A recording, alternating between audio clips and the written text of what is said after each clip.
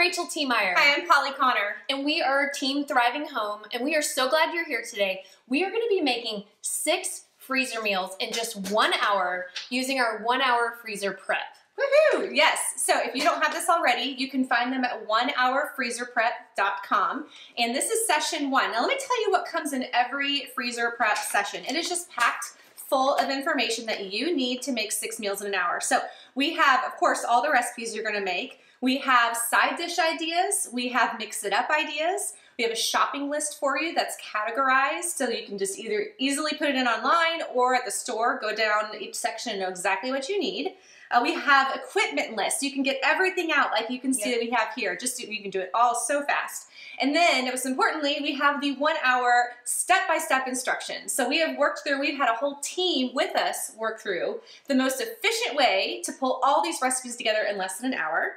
We also have freezer meal labels. So we have these all pre-printed and ready for you to slap on the meals. And what else do we have, Rach? The individual recipes. Yes. And we make it a no-brainer for you. You don't have to put any thought into it. Just do what we say step by step, and you're going to have 6 meals in no time. And today we are working through prep session number 1. You'll find a link to it below. And let me tell you what we're making. So we have 3 recipes, and we're going to double each of those recipes. Our first recipe is our oven-baked Parmesan chicken tenders. These are delicious. And my favorite thing, Polly, about these, as you know, is they go straight from the freezer to the oven. They are a great meal if you've totally forgot that you need to make dinner. Yes, absolutely. And they're so much healthier than the ones you would pick up in the freezer section at the store as well. Same concept as the ones you buy at the freezer, but just homemade with real food ingredients. Exactly. They taste awesome too. Second one that we're making is our Meaty Marinara Sauce. And this I love because there's so much versatility with it. You can serve it over whole grain pasta, gluten-free pasta, spaghetti squash, zoodles. It also can be cooked in the slow cooker or the Instant Pot. We have instructions for both of those too. Absolutely. Lots of versatility with that one, and that is a family favorite of ours. It's delicious. The third one are ham and cheese sliders, and I know, Polly, this is a favorite of your families. It is a Conner family favorite for sure. My son Tyler asks for these almost every week. So it's just like a sweet, savory glaze that goes over a ham and cheese slider. They're so easy. They make a great appetizer or dinner. Just all right, I think it's time to get cooking. Woo, let's do it. So, high fives. Yes, let's go. We're going to start with step 1. You'll find that on page 5 of session 1. And what I'm going to do is we're going to prep the veggies for our meaty marinara sauce to begin. So I got to get chopping on some onions. Yes. So Rachel is going to show us a onion chopping tip. So if you've never cut your onion this way, your life is about to be changed. Okay. And I want to teach you something new I have learned recently from Rachel Ray as well. But so every onion you get has a root end and it's got like the stalk end. I've cut off the stalk or the top end. I've left the root intact. Now I'm going to cut it in half lengthwise through that root and leave that root there. I'm going to peel off this outer skin. And then I'm going to show you, like Polly said, a way to dice this that's super easy. It's easier than I've even showed you before. Ooh, okay? I'm excited to learn. Yeah, so let's double check this works. But Rachel Ray, I trust you. I mean, do you watch Rachel Ray? We don't have their channel. Sorry, we only have Roku. Yeah. I have watched her. I feel like she taught me to cook. I've watched her for 20. She's so approachable. Has she been on 20 years? I feel like I want to go on her show Our dream is to be on Rachel Ray. We want to be on the Rachel Ray show. All right, back to the onions. So I have this peeled. So here's what she told us to do. Can I peel this one for you just to get please do. Okay. I'm going to make some sticks. So I'm going to take the tip of my very sharp chef's knife. This is my favorite chef's knife, by the way, that you'll find a link to it below. And I'm going to make some sticks, but I'm not going to go all the way through the root, okay? So across the onion, watch your fingers, don't get your fingers in the way, and I've made some sticks, like that. Now, previously I've taught you to make planks going this way, sawing that way. I always did the planks first. I'm not doing that today. I'm skipping that step. It's a 2-step, okay? Because here's what Rachel Ray says, is you've already got the onion layers in there. That does the job for you. So all you gotta do is the planks? All you have to do is the sticks. Okay, so I need the sticks. Okay. Yeah, here we go. And now I'm going across. I'm gonna curl my fingers. Spider fingers. That's what I tell my kids. Spider fingers. And so I'm doing a tiny dice on this because I don't like big chunks of onion in my meat sauce. But look, they're gonna fall apart. See? And so I think it's easier. They're not like as beautiful as my other technique, but you're really not like chasing it around. Not chasing it around, and you've still got these small pieces that when you start to saute these, which we'll do in a minute, they really fall apart and become beautifully diced. So there you go. Saved you some time. It does save a step, for sure. Yeah. So here we go. No, for sure, when I started cooking, I would just go after that onion and just... Yeah. I actually, for a long time, used the pantry or the Pampered Chef food chopper, vegetable chopper. Just put the onion in there, just boom, boom, boom, boom. But then it would be almost like puree. Oh, really? I'd chop it so much, it'd be like an itty bitty pieces. Yeah. And you can use your food processor, I guess, to do this too. Okay, a couple tips on if you have tears while you're chopping onions. One I use is to chew mint gum while you do it. We had a reader tell us, did you see this? She said she heard if you stick your onions in the freezer for, just a few minutes before, just get them nice and cold before you chop them, that actually helps too. I thought that's cool. Yeah, I thought that was a great tip. Love that. So if you ever have tips, I think it was on our last YouTube video that someone commented and said that. So I was like, I need to try that next time. So if you have to chop a lot of onions, that might be a great thing to do rather than the gum thing. Because the gum thing will help like for a little bit, but then the onion aroma will get you. For sure. So this meat sauce, I consider this sneaky nutrition. I'm getting onions in here. I'm getting some garlic. Oops, I almost did my old method. I almost did my old method. Going back to my sticks here. Thank you, Rachel, by giving her a plug. All right. So we're going to saute these veggies, and we think this is a super important step on freezer meals a lot of times. And people ask us like, why don't you just throw raw onion in your freezer meal recipe? Right. And we don't do that very often. No, most of the times we just find that a raw onion just won't get fully cooked. And it also releases a lot of flavor. When you start sauteing it, it softens the onion, it releases flavor. It just makes your meals a lot more tasty. And we think that's one of the big difference about our freezer meals versus a lot you'll find online. Yes, we do maybe 1 or 2 steps ahead of time, but we find those steps to be so important and take your meal from very mediocre to really, really tasty. So we don't want to just bag up meals and just serve you mediocre food, right? We really take these steps and really take it seriously to make these good. So we don't want to waste your time. We don't want you to put a meal on the table that everyone's going to be like, I know, for sure. All right, I've completed step 1. I've chopped all my veggies, and I'm starting step 2. Cook the veggies and meat for the sauce. So I'm going to take my veggies over to the stove area. I've got 2 tablespoons of avocado oil already getting hot on my stove over medium-high heat, and I'm using avocado oil. This is my favorite cooking oil. You could use olive oil or another kind of cooking oil, but this is a nice neutral oil. It's healthy, has a high smoking point, which you want. So I've got that heated. I know it's hot because it's shimmery, and I'm gonna throw my onions and garlic in there. Yeah. So I'm using this food mover of Polly's, actually. We should link. Yeah, this is my kitchen, by the way. we should link to this. Yeah, we will. We use that a lot. I use that for moving fruit. Like anytime I chop veggies, I use it. Or when I make cinnamon rolls, I use it to scrape off all the flour on my counter. And it's also been used to clean up little toys. I'm not gonna lie. Okay, so I'm not putting my garlic in yet because I'm gonna do that at the end. I want to get my onions started, and they're going to saute for about 4 minutes. You want them to get nice and soft and get a little caramelization on them. Start to release their liquid a little bit. Yeah, this is looking good. The other thing I do, and I learned this from America's Test Kitchen, is to season your veggies along the way. So I'm going to season lightly with salt and pepper, and I'm going to add in our red pepper flakes. Actually, we'll do that in the next step with the meat, but I am going to go ahead and season with a little bit of salt, and I kind of I do this lightly because I don't want to over salt, but a little pepper and a little salt is great. So these take about 4 minutes. At the end of their cook time, I'm going to add in my garlic so that garlic doesn't get burned. Right. So it just garlic takes like 30 to 60 seconds. Make sure you're stirring it as you add it in too. Don't let it sit. Exactly. Yep. Okay, so I'm going to get to work on that. All right, we'll check back in 4 minutes. Okay, we're still on step 2. My onions and garlic are done, and it's time to put in the ground pork. You could also sub ground chicken sausage. I say ground pork sausage. You could do ground turkey sausage, ground chicken sausage. I've got lean ground beef. You could also sub in lean ground turkey or ground chicken for that as well. And I'm going to start breaking these up and sauteing this meat. And this step takes roughly 5 to 7 minutes to get your meat fully cooked. And while that meat cooks, I'm gonna season it lightly with some salt and pepper and with our red pepper flakes. That is called for in step 2, part 2. Now when this meat is done, and I'm gonna be working on it for a little bit, when it's done, you're gonna drain that grease off using a colander over a big bowl. Now here's my trick that I've learned is that I put paper towels in the bottom of the bowl that I'm draining the meat off into. That way it soaks up that grease. You don't end up dumping plain grease in the trash can.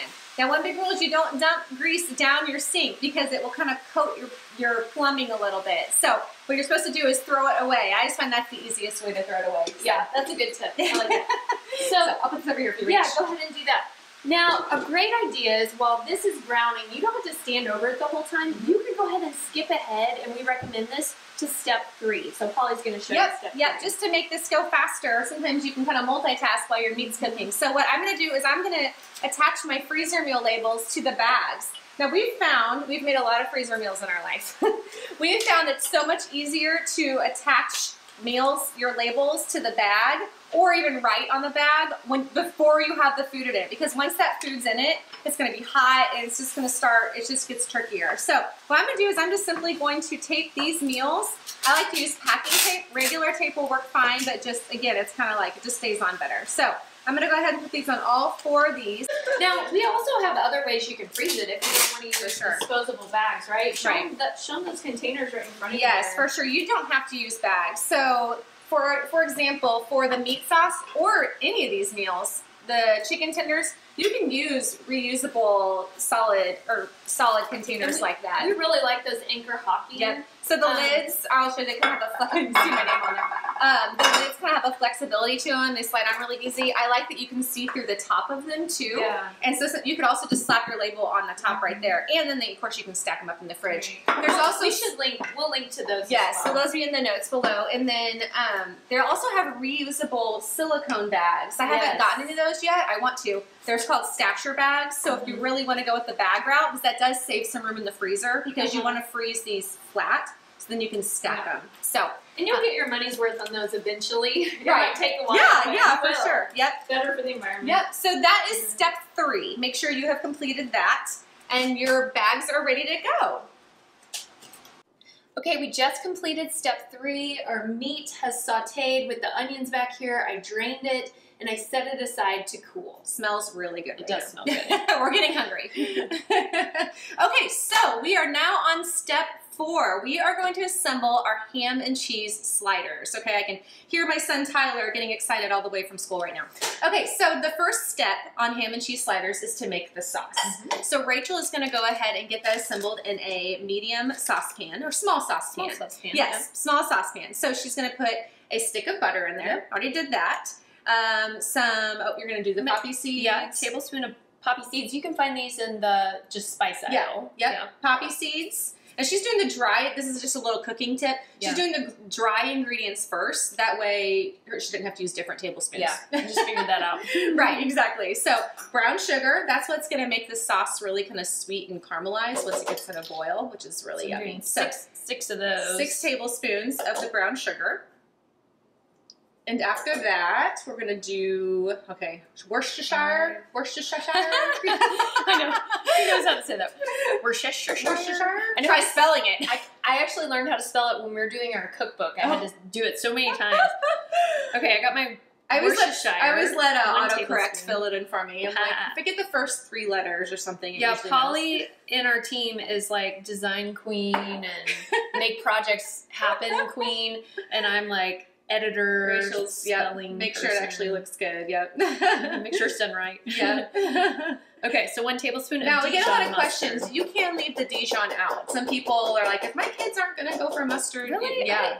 I don't think I've left it out. I don't need to either, but I'm just saying people ask that question. Yeah. So, okay, so Rachel's going to get that going in the back here. Now here's the tip with that sauce. You do not want to overcook it. So keep a close eye on it. If I wasn't on camera, I would be back here making my sandwiches so I could watch my sauce, because as soon as it comes to a boil, you want to remove it from the heat. I made the mistake of letting it boil for a few minutes. I forgot about it, and it was like, I could have pulled it apart. Like, it was so It kind of turns into like caramel. Yes, it's like, it'll like lock your jaws. Sugar. I'm not joking. It gets and thicker. this only takes a few minutes, yes, so I'll keep an eye on it. Yes, it turns to a boil really fast, so just keep an eye on that. So while she's doing that, what I'm going to do is start assembling these sliders. Now, let's talk about the buns, okay? The store that I went to only had these brioche buns, but we do say in the recipe to use wheat buns, wheat slider buns, so it really just depends on what you can find. The recipe calls for 8 buns per serving, so I got 16 of them. Now, here's one little trick. It kind of depends. If they come like this, where they're all connected, you can slice them all at once. That way it just saves a lot of time. Now, sometimes they come pre-sliced, so you can just pull them apart real easy. But if not, you can just do that. Hey, that's Yay! smart. Now, I have been known to use even hamburger buns for these before. And that makes like 4 instead of 8. Yeah. But just, I used what I had on hand. So Sure. it has a lot of variety. So, and then here's what's nice too, is you just take the bottoms of these and put them, I'm gonna spray my dish. Just to double check the cheese doesn't stick in the sauce. Okay. Easier for cleanup. So, another just little tip. I just put all the bottoms in there like that. Look at that. And then, so smart. Yep, so if you were doing individual, you would just individually put on there. Since I have it all as kind of like one thing like this, I'm just going to layer that with cheese. So we're totally going off the recipe here. What? But I want you to follow these instructions because most likely you're going to have individual buns like this. So you put cheese in the bottom and I do. Again, okay. This is like, I've just made this recipe so many times. This is just what I do. But you can, the recipe does anyway. It does. So if these were, as you can see, I'm just kind of putting these in. I tear the cheese up into smaller pieces too, just to make sure every slider gets. It's like one of those pieces is too big for a bun, but if you tear it up, you can use like 3 of the torn pieces. Now, if I wasn't on video, I probably would just lay these flat like this. Again. Oh, seriously? Oh yeah, because you just cut into it later. I would just lay them all flat like that. And then slide a ham out, and then you just slice it. Oh, wow. So, but we're just going to follow the rules here. Yeah. Just a little time-saving hack for you. So, I would layer all this cheese out. And then with the cheese, we have provolone here. We also recommend using Swiss. I have used mozzarella before, too. So, any kind of that white cheese. I don't think these taste very good with, like, a cheddar or, it needs to be almost like this already came to a boil. I mean, that was like a minute and a half, 2 minutes. Yep. So I'm pulling that off the heat, and we'll just let it chill back here. Yep. Okay, so same thing with the ham. And I would layer a layer of ham on each slider too. And I personally like to just put a little bit more cheese on the top of that ham. You don't have to. It'll work fine without it. But that just gives it helps mine stick together. So like you would take a piece of ham and kind of do that. Like that's kind of what I did the last time I made these. I folded it a couple ways. So I did 2. Is that about right? Yep. And then also this is a great recipe to use up leftover like honey baked ham.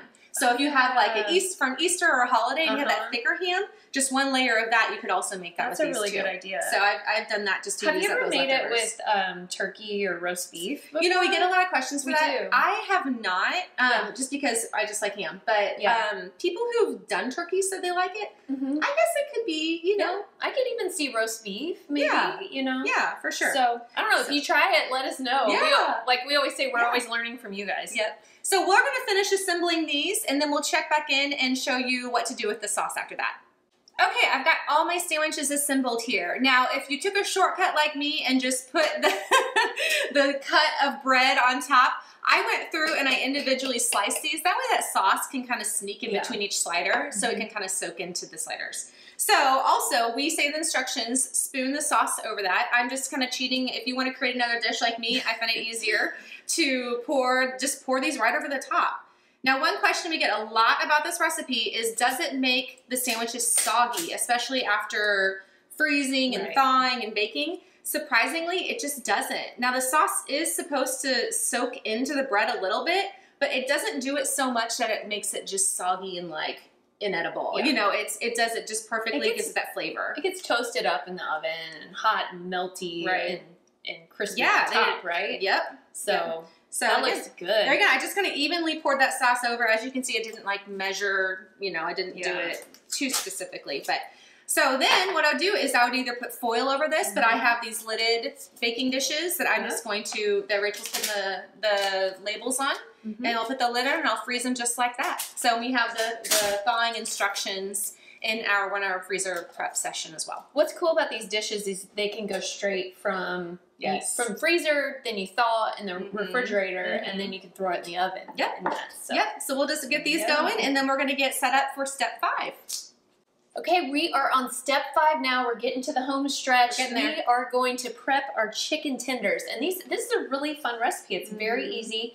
We're going to start with, first of all, you want to have your freezer bags right here ready for you, labeled and open and flat. Okay, we're going to come back to that. And Polly's going to put together the breading mixture to start. We've got these little baggie holders. This is kind of a nice little tool that we show off a lot. We'll link to these in the comments below. Yeah, we'll link. And those, I would highly recommend getting those if you do much freezer cooking. So Polly, go ahead and start putting together this dry mix. This is our breading. She's putting in some whole wheat flour, so it's healthy, nutritious. You could use gluten-free, all-purpose flour if you want gluten-free. She's putting in some Parmesan cheese, so you want finely grated Parmesan cheese. And we have a dairy-free substitution for that within the prep session as well that you can try. And then she's going to put in a tablespoon of Italian seasoning. I love Italian seasoning just because it's like a blend of several herbs and it gets a lot of flavor. It packs a lot of flavor in there. And then lastly, 2 teaspoons of garlic powder. So a pretty simple breading, but this is what's cool about this recipe is you're basically skipping that dredging. I don't know if you've ever dredged chicken before, but like the egg stuff. Oh yeah, so you're like going to flour, then egg, then to, you know, either breadcrumbs or more flour, and it's just messy. I'm going to take this off and give it a little shake. Yeah. This is an example of those freezer bags I was talking about earlier. See, they kind of flatten out at the bottom so you can kind of stand up a little easier. So anyway, just going to make sure all those seasonings are mixed up. Yeah, just give that a shake. And then we're going to move on to step 5, part 3. So step 3. I have got all my chicken tenders already in a big mixing bowl here. And what I'm going to do now is, and I just eyeball a lot of stuff. It's kind of hard to mess it up.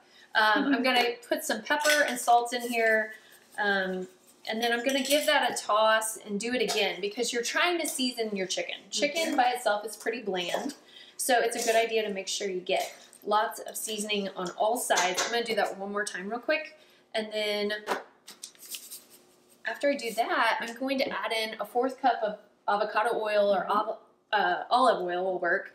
Again, I'm kind of eyeballing. It's 4, I know it's 4 tablespoons, so, but it's basically enough. You're trying to get your chicken really moist because what we're going to do here is we're going to throw a few chicken tenders in the bag at a time, and Holly's going to do the old shake and bake method. Yeah, the shake and bake method. All right, you ready to open that up? Already, yes. I'm going to throw in our oiled up, seasoned salt and pepper. If we didn't have 2 people here, I'd probably use the bag opener for this. Yeah. What do you think? Let's try 4 at a time. Let's see. She's going to seal that.